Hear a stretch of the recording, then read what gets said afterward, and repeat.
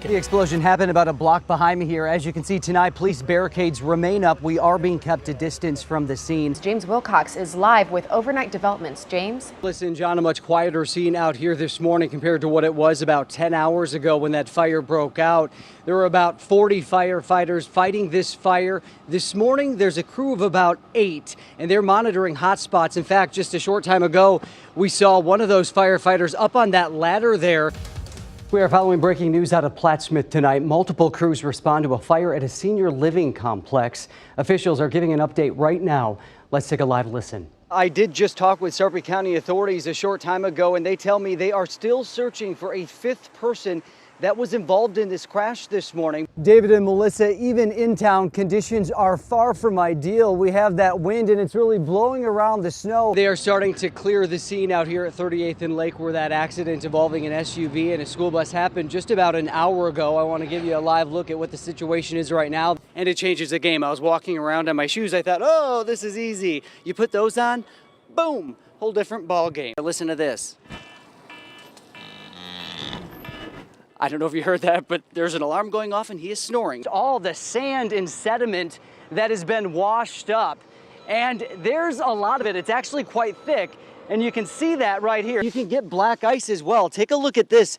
We found some of that here, right there. It is slick. And I forgot my gloves when I came out here to do this report, and I found myself complaining because it's cold. My fingers hurt right now.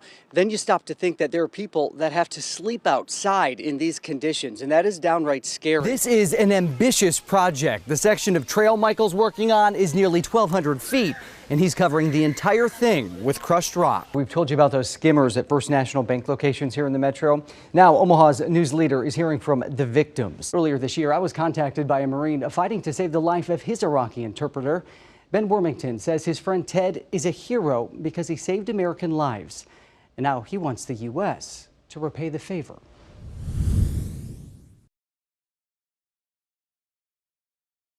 Well, this 10-second Twitter video is getting a lot of attention tonight, appearing to show an Omaha police officer shoving a woman to the ground in the Old Market. And tonight, OPD says there will be an internal investigation. And we're also hearing from the man who filmed the incident. KETV News Watch 7's James Wilcox is live at police headquarters. Rob, Julie, that investigation won't just be looking into what happened on camera, but also what led up to it. The man who recorded the video says he believes the officer was simply trying to do her job. This is the cell phone video that's prompted an internal investigation at the Omaha Police Department. To this point, she's grabbing the cop's arm. Brandon Dare recorded it. There was a guy that started a bar fight, and they were trying to get him to leave, him and his girlfriend to go, but he just kept causing more problems.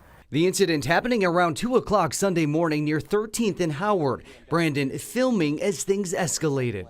They warned her multiple times, get away, and she wouldn't leave. He says eventually grabbing an officer, which is when the other female police officer pushed her. It looked a lot harder than it should have been because she was pretty intoxicated as well. Brandon tweeted the video, leading to this tweet from the Omaha Police Department, saying the chief had authorized an internal investigation into the entire incident, not just the snippet captured here. Hashtag too early to jump to conclusions. And I think that it got to the point where she was getting out of control and affecting the cops' arrest. Brandon does not think this is a case of excessive force and hopes his account will be taken into consideration. All of the people thinking it's police brutality, I think that needs to go to rest. They're just doing their job. And according to OPD, anytime an officer uses force, they are required to document it for review by senior command. The department has not released any names, and it's still unclear if that woman who was pushed was ever arrested. Live at police headquarters tonight, James Wilcox, KETV News Watch 7. Out here where that explosion happened, you'll feel the impact of how cold it is in just minutes. A dangerous sub-zero wind chill, and that's pretty much what it's been the entire 5 hours some of these firefighters have been here. Part of the job of being a firefighter is being prepared. These challenges are an annual challenge for us, and as I stated, we've been working for years to develop policies to maneuver around it. We do the best we can. Because temperatures this cold it's freezing out. Are dangerous even for firefighters. Try to stay warm. We try to work in shifts. I told everybody right now to get back in their truck Right now, the scene is just on hold. The crews that have to stay and monitor the scene are required to rotate, and the gear they wear is heavy. It can be a hindrance in the warm weather months, but it also helps in the cold weather as long as it's not wet. And it didn't get wet during this response. The explosion, the chief says, didn't produce a fire, so they didn't have to use any water. Obviously, when we're spraying water in these cold conditions, if things freeze up, we have ice issues on the streets that can cause slips and falls. We have members that get wet. And while the crews stayed dry, there's no doubt they still became cold. There's no way around it in these temps. It's cold, very cold. Yeah, it's making it difficult to get the job done, but the guys were all professional, got everything done. And I should point out, it's not just firefighters, but police and the Red Cross has been out here as well. So was this MUD crew. I actually ran into them earlier today. They are the same crew that's been out fixing all those busted water mains. They're not sure how long they'll have to remain here tonight. Reporting live near 46 and Q, James Wilcox, KETV, Newswatch 7.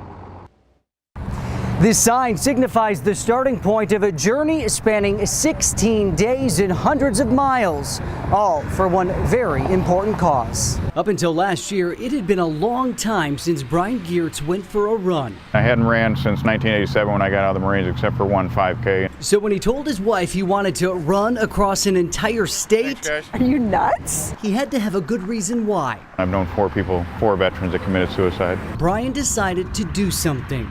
Run to raise money in awareness, which is how he met this mother, whose son was a soldier. We lost our son Dylan, Sergeant Dylan Naisland, on December 10th, 2012. Dylan proudly served in both Iraq and Afghanistan, but then came depression, PTSD, and a text message. And it said, I'm on a gravel road. I'm going to do something, but I'm going to go with a